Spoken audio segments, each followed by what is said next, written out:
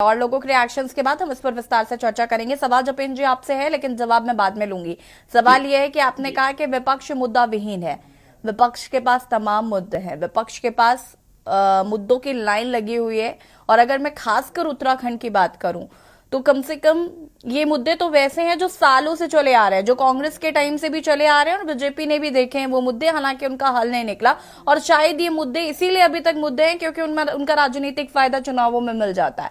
इसका जवाब मैं आपसे लूंगी, लेकिन उससे पहले शांति प्रसाद भट्ट जी।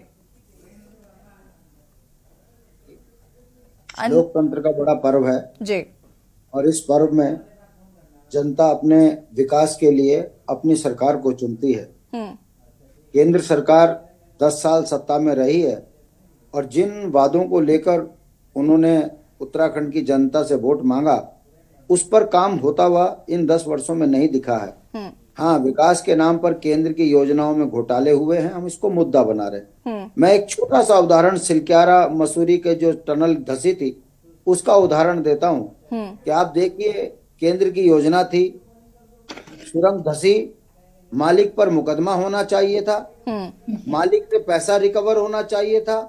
भारतीय जनता पार्टी की पूरी सरकार उत्तराखंड की उस वहां पर मजदूरों को बचाने के लिए गई। अच्छी बात है, चिंता हुई, मजदूर बचाए, मगर जो उसमें 50-60 करोड़ रुपया खर्च सरकार का हुआ वो सरकार को उस कार्यदायी संस्था से लेना चाहिए था। सरकार ने उससे पैसा नहीं लिया, उसने भारतीय जनता पार्टी को चंदा दे दिया, माफ हो गया, ना मुकदमा लगा ना कुछ। यानी कि जनता के पैसों से एक व्यापारी को लाभ पहुंचाया और उससे चंदा लिया। ये जघन्य अपराध है, मुकदमा दर्ज होना चाहिए उत्तराखंड की सरकार के ऊपर। ये हम मुद्दा बनाएंगे। दूसरी बात, भारतीय जनता पार्टी न पानी को रोक पाई, न उत्तराखंड की जवानी को रोजगार दे पाई। हम इसको मुद्दा बनाएंगे इस बार। उत्तराखंड में ना तो राजधानी का पता है, ना पलायन का पता है। जंगली जानवर से केंद्र का कानून वन अधिनियम जो है, उस कारण यहाँ जंगली जानवरों से आम जनमानस परेशान है, किसान खेती से दूर है। महिलाओं के सम्मान के लिए यूसीसी की बात करते हैं, महिला सड़कों पे प्रसव कर रही है। उत्तराखंड में महिलाओं की जो दुर्दशा है उस पर विकास के नाम पर एकमात्र काम नहीं हुआ है। हम इसको मुद्दा बनाएंगे कि कब उत्तराखंड में यूसीसी के लिए महिलाओं ने आंदोलन किया और कब कहा कि उत्तराखंड में हमको लिविंग रिलेशन चाहिए। भारतीय जनता पार्टी ने सनातन धर्म के ऊपर जो हमला किया है इसको हम मुद्दा बनाएंगे। घर घर शराब, हर घर शराब, गांव गांव अनपढ़, हर घर अनपढ़ बनाने की जो इनकी योजना है, जिस तरह से इन्होंने स्कूल बंद किए हैं, ये चुनावी मुद्दे बन रहे हैं हमारे।